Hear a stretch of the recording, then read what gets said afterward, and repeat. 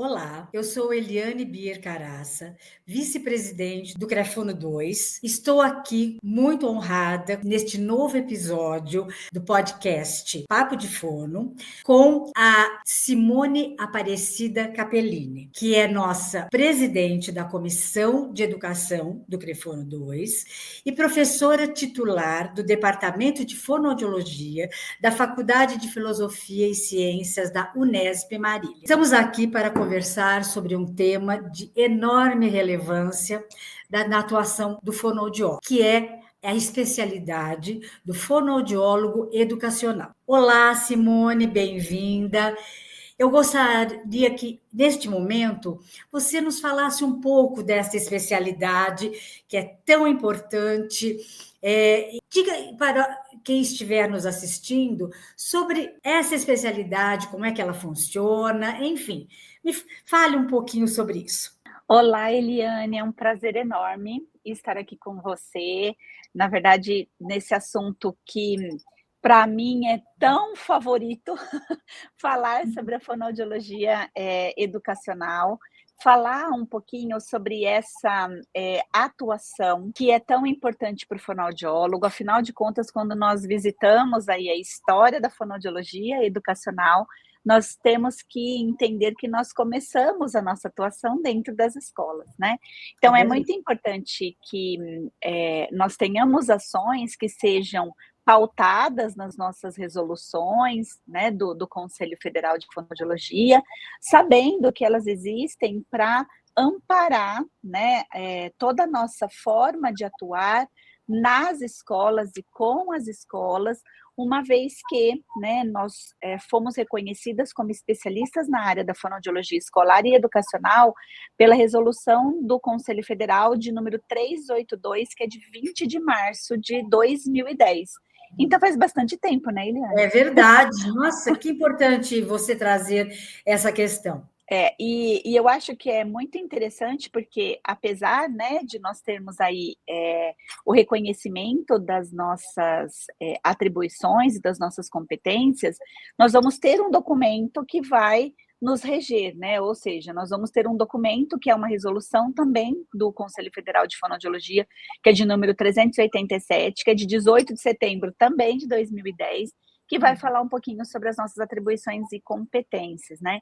Então, como nós devemos atuar de uma forma séria, comprometida e ética com as instituições de ensino, né? A gente sabe que a gente não tem só as escolas, a gente tem muitas instituições, ou também tem algumas ONGs, né, que fazem aí um trabalho muito interessante, educacional, e que essas resoluções vão ser as nossas balizadoras, né?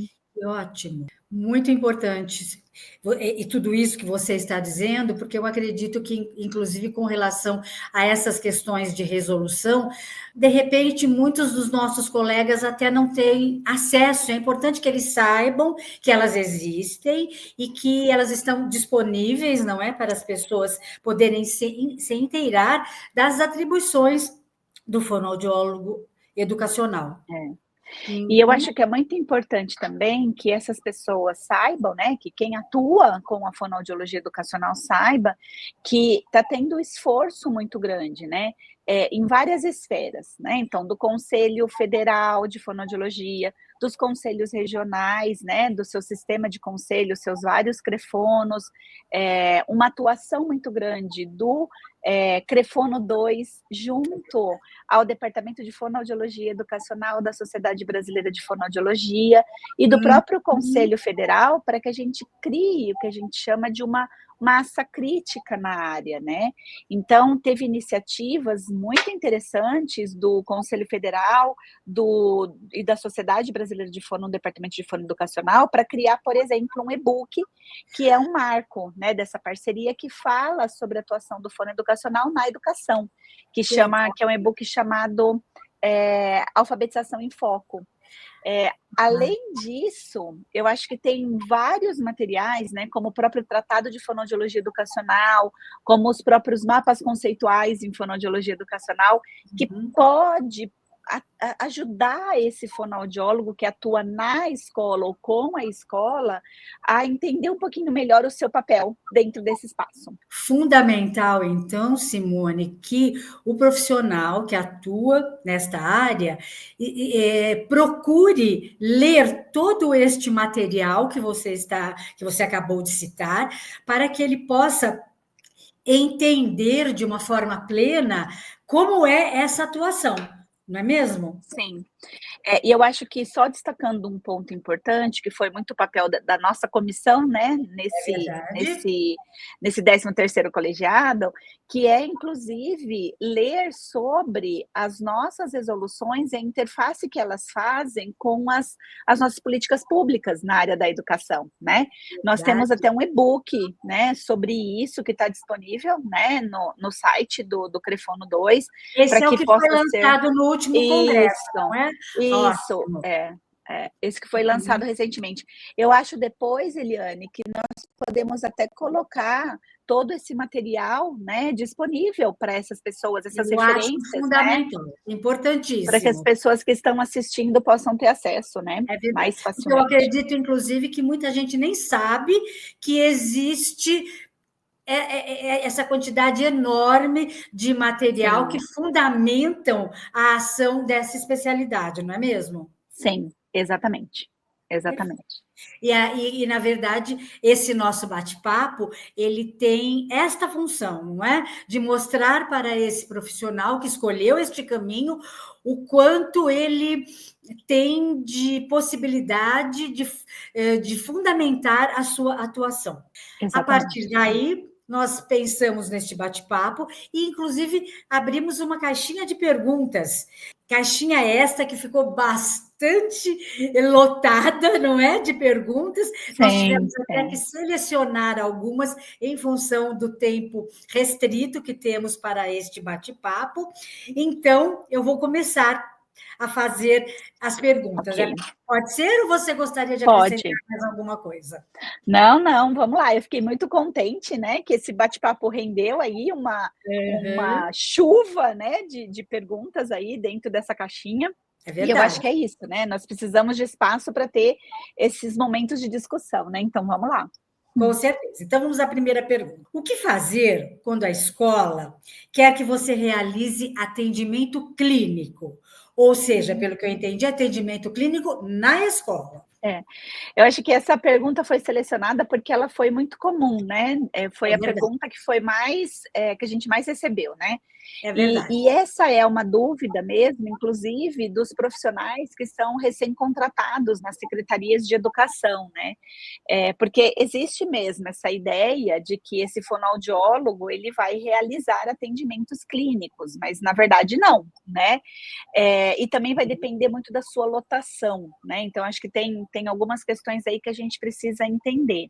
Tá. Nós tivemos uma resolução, que é a resolução 688 de 2022, que na verdade tira o veto, né, então tira o veto do artigo 4 sobre o atendimento clínico terapêutico dentro das escolas, e isso acabou gerando muita discussão, né. Ah, Eh, uma das coisas que a gente precisa entender é que o fonoaudiólogo educacional, ele não é o clínico na escola, não é esse o papel dele, né.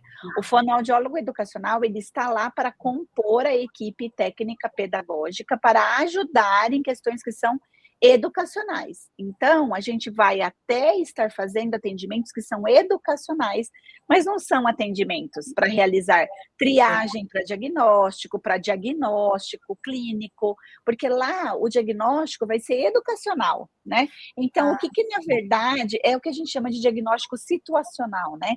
Então o que que a gente pode fazer nesse planejamento educacional do professor para entender quem é a criança de risco para problemas de aprendizagem, para poder promover e prevenir questões de alterações de linguagem ou aprendizagem, onde o foco uhum, ali principal é a criança e o professor, né, é essa equipe técnica tá. pedagógica. Então, não Uhum, cabe atendimento clínico na escola, não é para fazer atendimento clínico na escola.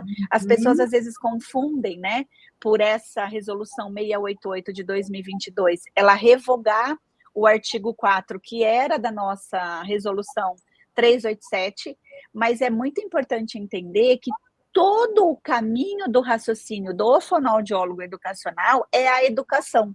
Não tem nada a ver com questões clínicas, né? Entendi. E eu acho que isso faz, Eliane, isso é uma coisa muito importante, né?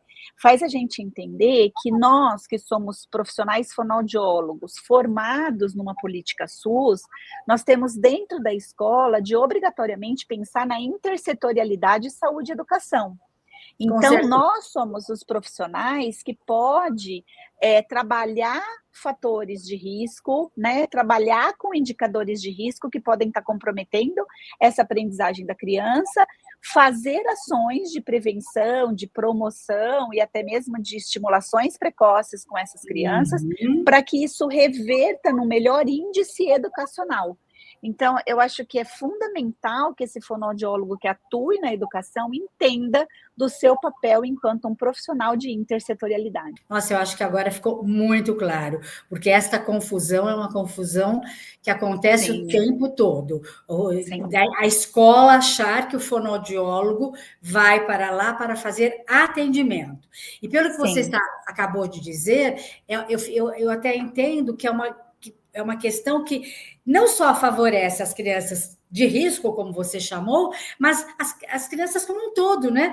Na medida em que esse fonoaudiólogo, compondo a equipe, irá fazer sugestões de trabalho no que se refere à comunicação, que vai beneficiar todo mundo, né? Sim, exatamente. Inclusive as crianças que não apresentam problemas. Exatamente. Porque fica um caráter preventivo de atuação. Exatamente. Né? Isso é muito importante. Né? Ótimo. Vamos para a segunda questão, então. O foro educacional atende em clínica? Essa também foi uma pergunta comum. Muito recorrente, né? Na verdade, eu acho que existe uma questão aí de entender, porque o trabalho do fonoaudiólogo ele é multifacetado, né? Em clínica? Essa também foi uma pergunta comum. Muito recorrente, né? Na verdade, eu acho que existe uma questão aí de entender, porque o trabalho do fonoaudiólogo ele é multifacetado, né? Então, na verdade, a gente, obviamente, né, quando se forma, ele vai atuar, né, dentro de uma determinada área e buscar a sua especialidade, mas é bem importante entender que nós temos o fonoaudiólogo que trabalha com a fonoaudiologia educacional e que daí necessariamente o campo de atuação dele é na escola e com a escola, né? Desenvolvendo projetos, desenvolvendo ações que são voltadas para o público da escola, dessa instituição educacional, mas o profissional que atende as questões relacionadas aos problemas de aprendizagem na clínica, ele é o profissional da área da linguagem escrita. Então, ele é o profissional da área da aprendizagem. É claro que eu acho que a confusão ela se estabelece na medida em que esse profissional que está lá na clínica e ele está atendendo uma criança, né, na área da aprendizagem, porque essa criança tem queixas relacionadas a problemas de aprendizagem, eu também vou ter que orientar a escola, né? Eu também vou ter que estar na escola, às vezes orientando, às vezes fazendo um trabalho, aí a gente vai entrar numa outra especificação, né? Que é fazendo um trabalho de discutir junto com o professor a adaptação curricular que tem que ser feita com essa criança, que tenha ou algum tipo de deficiência, ou algum tipo de transtorno do neurodesenvolvimento, mas que essa atuação, ela não é uma atuação do fonoeducacional, ela é uma atuação do fonoaudiólogo, que trabalha com linguagem escrita, que trabalha com aprendizagem, que tem essa sua parcela de colaboração, por exemplo, para realizar um PEI, né, que é o Plano de Ensino Individualizado. Diferente do fonoaudiólogo educacional, que está na escola, ou que faz um serviço, por exemplo, de suporte ou de apoio para a elaboração do PEI para essa escola, né, para discutir adaptações curriculares. Então, eu acho que são interfaces, mas falar que o fonoaudiólogo educacional atende na clínica, isso não pode ser, né, porque não é essa atribuição dele, né? Perfeito. Essa atribuição é do profissional que atua com linguagem escrita e que, por consequência, atua com as alterações de aprendizagem, né? Nossa, ficou claríssimo agora. Eu acho que tem essa interface, né? E faz com que todo mundo fale, tudo é fonoaudiologia educacional. É verdade. É bem assim, né? Agora, uma coisa que acontece muito, né, Eliane, que eu acho que tem que falar é que assim, ó, eu atendo na clínica, vamos imaginar, esse fonoaudiólogo atende na clínica e ele é especialista na área da aprendizagem, né? Então, ele atende as crianças com problema de aprendizagem. E na parte da tarde, ele faz um trabalho na escola. Ele é o fonoaudiólogo, que é um prestador de serviço a uma escola. Bom, então, ele é o fonoaudiólogo da área da aprendizagem clínica, na clínica, mas na escola ele é o fonoeducacional, né? Perfeito. Vamos para a próxima. Qual o melhor material para a triagem dos anos iniciais, finais de alfabetização? Então, isso é uma coisa bem importante de estar colocando, né? Porque as pessoas elas usam muito o termo triagem e a gente tem pedido para que esse termo ele seja substituído para a questão do rastreio, né? Principalmente porque o fonoaudiólogo educacional ele vai rastrear alterações que sejam de aprendizagem, rastrear habilidades e competências relacionadas à aprendizagem, principalmente aprendizagem acadêmica, para que daí ele possa organizar as suas ações. Então, a gente tem pedido para, na área da fonoaudiologia educacional, a gente utilizar mais a terminologia rastreio, porque é realmente a tradução do screening, né? Que a gente usa muito em pesquisas internacionais, ou que a gente lê muito em estudos internacionais. Então, acho que esse é o primeiro ponto. E aí, eu acho que a gente tem vários materiais que podem ser utilizados dentro da escola justamente para rastrear, né? Eu posso estar rastreando os problemas de linguagem oral, posso estar rastreando os preditores da alfabetização dessa criança, posso estar rastreando habilidades e competências relacionadas à leitura, escrita e matemática. Agora, é importante esse profissional que atua na escola saber diferenciar o que é um instrumento que pode ir para a escola para rastrear habilidades e dificuldades e separar daqueles instrumentos que são instrumentos com sensibilidade de avaliação diagnóstica.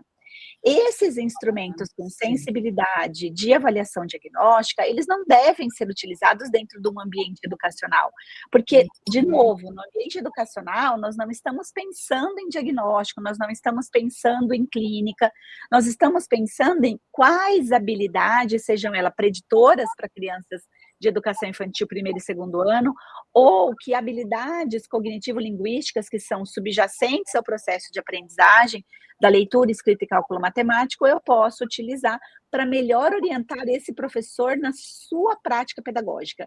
Porque tem isso, né? A nossa finalidade dentro da escola é fazer com que essa criança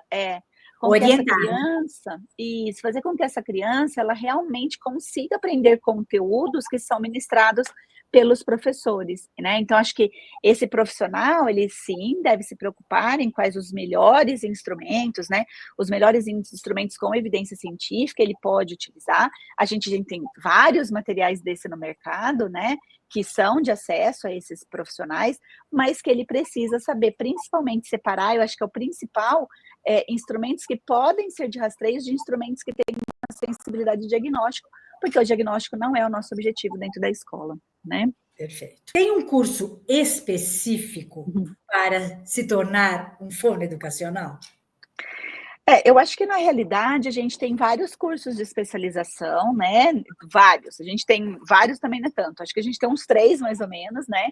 Que os profissionais eles podem entrar em contato com as instituições para que, na verdade, eles possam se aprofundar na sua formação e na sua capacitação. Agora, é muito importante, né, que eu acho que a hora que esse profissional ele for escolher um curso que seja, né, de formação nessa área, ele procure consultar quem são os docentes, para saber se eles realmente atuam nas escolas, né? Porque senão você pode correr o risco de estar tendo aula com alguns professores que não estão na escola ou que não atuam na escola. Então, esse profissional que procura essa formação precisa, na verdade, de um curso que possa oferecer, né, por meio dos seus professores, o acesso a, por exemplo, como fazer projetos, né, para que sejam garantidas ou ofereça os trabalhos do fonoaudiólogo educacional na escola, então como fazer esses projetos, como discutir as ações, se tem, na verdade, muita discussão de práticas de promoção, prevenção, orientação, capacitação de professores. Então, assim, o próprio rastreio que você acabou de falar, né? Esses cursos deveriam fornecer para o fonoaudiólogo esse material todo de rastreio, não é? E lembrar, né, se oferece o modelo de resposta à intervenção, porque ele é o modelo, né, que é o carro-chefe da atuação da fonoaudiologia educacional no mundo inteiro, e no Brasil também precisa ser, né, uma vez que se nós temos essa atuação como fonoaudiólogo educacional em países como Estados Unidos, Inglaterra, Itália, Espanha, Canadá, Portugal, então por que não, na verdade, no Brasil também, né? Então acho que essas coisas precisam ser discutidas nesses cursos de formação, né? Com certeza. Perfeito. Agora, uma questão que costuma acontecer sempre, tá? Quando uma família pergunta se eu atendo em consultório, posso passar o meu contato? É ético passar o meu contato? Na verdade, assim, sim, é ético passar o seu contato, mas como você é uma profissional que trabalha na escola, o que na verdade seria o mais correto, né? É passar o seu contato junto com de outros colegas que também podem oferecer esse serviço, né? Porque o que não pode acontecer, né? Eu acho que isso é uma coisa muito importante, que é aquela questão onde as pessoas pensam assim, ó, eu vou na escola, vou trabalhar na escola para capitanear paciente para minha clínica. Não é esse o objetivo, né? Ao mesmo passo que se eu sou uma fonoaudióloga na escola e eu tendo em ambiente clínico, eu posso sim contar para esse pai, né, ser honesta e falar, olha, você pode me procurar, mas você também pode procurar esses outros colegas, porque isso faz parte da ética, né, de quem trabalha na área da saúde, né, de você falar, olha, existem tais profissionais que você pode procurar, né, sinta-se à vontade, porque você não pode, né, coagir esse pai a te procurar, você não pode, ele tem que estar livre, né, para poder fazer a escolha dele, né.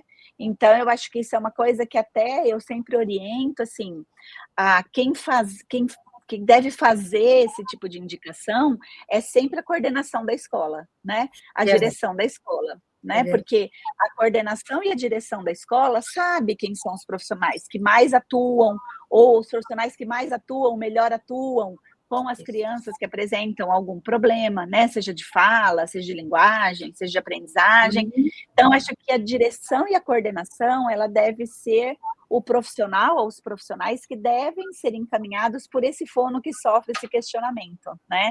Então olha, vamos conversar com a coordenação, com a direção, porque talvez elas tenham uma sugestão melhor para você, né, porque daí tira, né, a gente não pode correr o risco de ser antiético, né, no momento dessa orientação aos pais. Fundamental, né? Tem razão. Exatamente. Eu sempre oriento os pais a perguntarem indicações que sejam da própria escola, da própria direção ou coordenação, ok? Perfeito. Qual é a sua opinião sobre o estágio no segundo semestre? Estágio que acho que é de estágio de graduação ou estágio... Bom, enfim. Veio desta forma, mas eu acredito que você possa responder da maneira que você entender, né? Eu acho que assim, existe hoje um movimento, né, liderado pela SEDUC, né, do Conselho Federal de Fonoaudiologia, para entender um pouquinho, né, o que acontece dentro das universidades com relação à oferta, não só do estágio, mas também da disciplina de fonoaudiologia educacional. Esse foi um trabalho, né, dessa gestão que se finda agora e que teve a participação do sistema de conselhos, né? Verdade. E que, na verdade, a preocupação é que a gente incentive os cursos, né, já que, na verdade, a maioria deles estão em fase de reestruturação curricular, ou já estão se reestruturando, ou já se reestruturaram, para colocar disciplinas que sejam relacionadas à fonoaudiologia educacional e o estágio. Com relação ao estágio, se esse estágio ele garantir, né, que todos os alunos daquele ano, ou daquele curso, for passar pelo estágio em realidade educacional, se ele for no segundo ano e garantir que todos os alunos passem por estágio, sim. Agora, se ele for um estágio eletivo, daí talvez a gente tenha alguns problemas, né? Porque se você for deixar para um aluno eleger ou fazer a eleição de um estágio ou de outro, você não garante a formação plena. Então, isso é uma grande discussão aí que os cursos precisam fazer, né? Que o Conselho Federal tá encabeçando essa discussão, porque precisa garantir uma formação plena para todos os alunos. Outra questão bem recorrente. Posso ser contratada? Pode, na verdade, depende, né, do tipo de contrato que você vai fazer. Eu acho que daí a gente só precisa ter esse cuidado um pouquinho maior, né? Por quê? Porque você vai ser contratada para quê, né? Por quê e para quê, né? Então, se for para fazer o trabalho realmente da fonoaudiologia educacional, ótimo. Inclusive, né, existem vários profissionais que fazem projetos para entregar nas escolas particulares ou nas secretarias ou diretorias de educação, oferecendo um determinado tipo de trabalho, ou seja, de capacitação de professor, seja de realização de rastreio educacional, para que ele seja contratado, né? O que a gente gostaria, né, que cada escola tivesse um fono educacional, né, Eliane? Fazendo parte da equipe pedagógica, né? Isso. Mas como, na verdade, isso é uma coisa que a gente não consegue, né, eu acho que o que... Ainda, né? Espero que isso seja de uma evolução natural, né, da especialidade, mas o que a gente imagina é que sim, que esse fonoaudiólogo pode ser contratado. Então, existe, por exemplo, contrato que é feito para secretarias, são contratos que são feitos para escolas particulares ou municipais, estaduais, federais, ou existem aqueles contratos que são feitos para os núcleos de apoio educacional, né? Que também pode ser, né? Então, é uma forma que, na verdade, a gente conseguiria ter a adesão desse profissional na equipe técnica pedagógica. Essa é bem interessante. Como abordar a escola que nunca teve fonoaudiólogo? Projeto, né? A forma correta é isso. Primeiro uma conversa, né? Marcar uma conversa com os dirigentes, né? Depende de que passo que você quer dar, né? Pode ser desde um dirigente regional, né? Um dirigente que é o regional é estadual ou um municipal, e até mesmo a própria escola, né? De você fazer a entrega de projetos para poder oferecer o seu serviço, né? Isso é uma coisa que, desde que você conheça todas as nossas resoluções, né? Principalmente a questão da nossa resolução 605, que é sobre a nossa atuação, né? Então, acho que é bem importante que a gente conheça as resoluções para que a gente possa fazer um projeto dentro do que é o escopo da nossa atuação, né? Nas nossas atribuições e competências. Eu acho que você acabou de falar uma coisa muito importante, que, pela minha experiência, não vejo ser muito comum pelos fonoaudiólogos. Ler as resoluções, né? Entrar nos sites dos conselhos, do Conselho Federal, do Conselho Regional, e se inteirar do que está sendo feito, do que está sendo determinado em cada área. Eu acho que não é uma prática comum do fonoaudiólogo, que é fundamental. Você não concorda? Então, eu acho bem interessante isso, né? Porque a gente tem vários guias, né? A gente tem vários manuais que estão disponíveis, né? No site do Conselho Federal de Fonoaudiologia, né? Então, tem o guia norteador, né? Tem o guia do profissional do fonoaudiólogo educacional nos municípios. E uma coisa que me chama muita atenção e que as pessoas ainda não conhecem é que dentro do próprio site do Conselho Federal, nós temos um material produzido em 2024. Então, ele é recente, ele é fresquinho, né? Que é um guia da fonoaudiologia nos contextos educacionais. Então, assim, eu acho que é muito tivemos a oportunidade de participar, né? Eu acho que é muito importante a gente ler, porque lá, por exemplo, tem todas as nossas resoluções, tem todas as nossas atuações. Então, eu acho que é muito importante que a gente consiga, né, na verdade, dar visibilidade a esses materiais, né? Porque quando você vai fazer um projeto, se você entrega um projeto para qualquer gestor, né, que ele está pautado em resolução, que ele está pautado em normativa, que está dizendo quais são as nossas atribuições, e nós estamos oferecendo um trabalho pautado nesses regulamentos, isso mostra uma credibilidade muito grande para a nossa atuação, né? Então, acho muito importante que se conheça e que se estudem esses materiais, sim, junto com as resoluções. A próxima questão, eu acho até que você já respondeu, mas de qualquer maneira ela foi bastante recorrente também. Qual a a função do fono na escola? Eu acho que a função do fonoaudiólogo, eu vou sempre falar isso, porque eu falei que essa frase virou um mantra na minha vida, porque realmente eu acho que o nosso papel é esse. Eu tenho certeza que o fonoaudiólogo educacional, ele tem um papel muito importante no contexto educacional. Ele tem um papel que é de dignificar o processo de ensino e aprendizagem dos escolares que apresentam algum tipo de alteração, seja ela uma simples dificuldade de aprendizagem, seja ela um transtorno do neurodesenvolvimento, que seriam os transtornos mais específicos, né, de aprendizagem, ou aquelas crianças que apresentam um quadro de defeito. Então, o nosso papel, ele é exatamente, né, levar um entendimento de que pode ser, sim, que existam essas alterações em maior grau ou menor grau,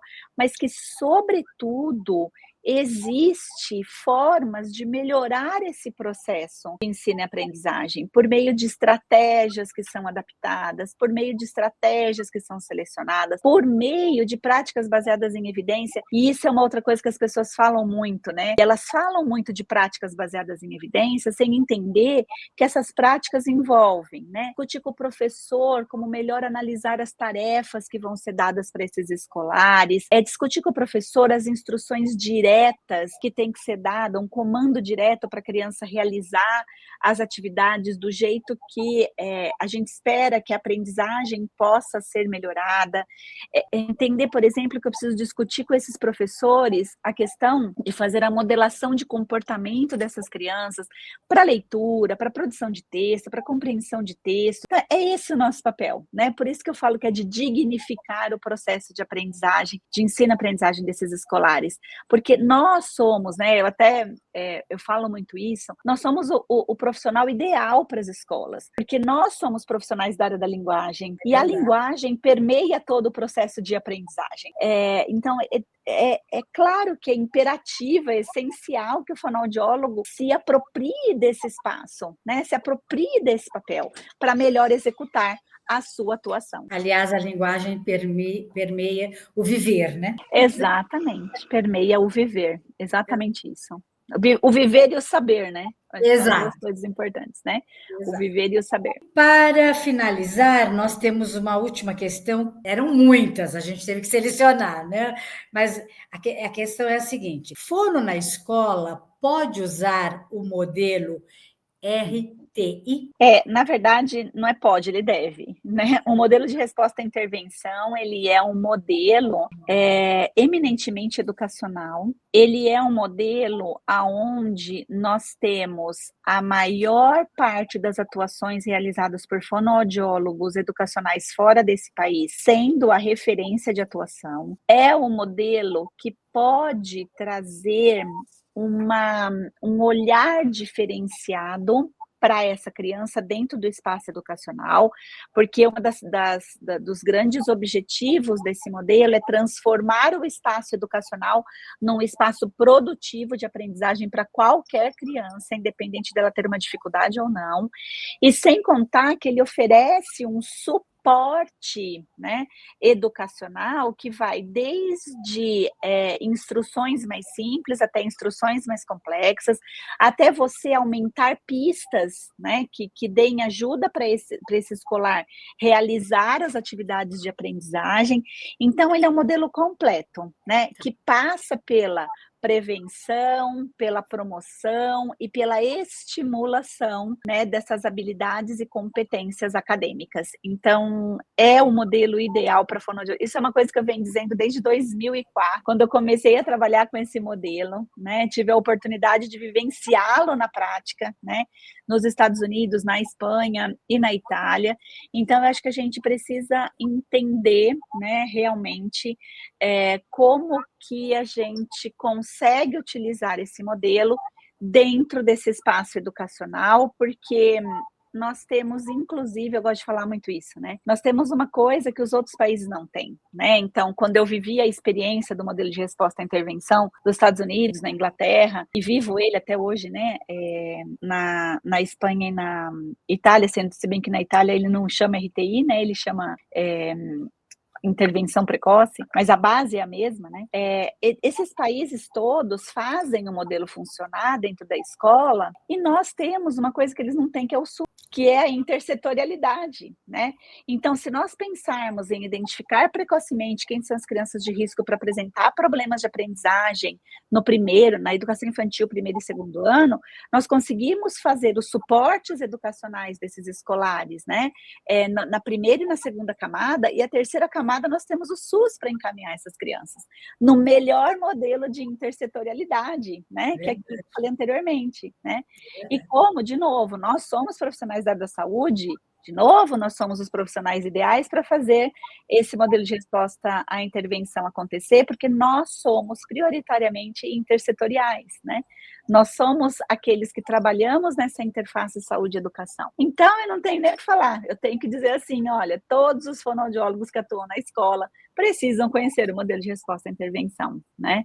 Mas eu não posso falar muito, porque eu sou apaixonada por isso, né? Então, daí eu posso contaminar as pessoas com isso, né? Então, não é o papel aqui.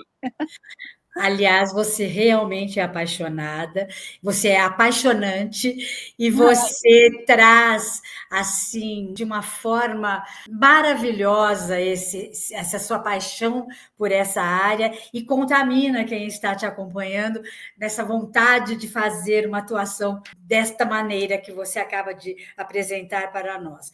Eu acho que esse nosso bate-papo foi de uma riqueza ímpar. Penso que qualquer fonoaudiólogo que já atue ou que pretenda atuar nessa área se beneficiará de uma forma plena desse nosso bate-papo, e é um bate-papo que fica assim com um gostinho de quero mais, gostaria que esse tempo fosse maior, eu quero continuar ouvindo a Simone e tomara que a gente tenha outras oportunidades de conversar e trazer esses esclarecimentos para todos os nossos colegas, não é? Eu, infelizmente, preciso encerrar, mas eu gostaria de deixar um espaço para você, se você quiser fazer algumas considerações finais, fique à vontade. Eu gostaria, em primeiro lugar, de agradecer a oportunidade de estar aqui com a Eliane, agradecer ao Crefono 2, né, por estarmos aqui. A Eliane não falou, mas ela é da Comissão de Educação também, então está sendo um bate-papo muito interessante, né, entre nós duas, coisa que a gente já faz, né? É verdade. Está fazendo há uns 2 anos, mas dizer que foi um prazer estar aqui.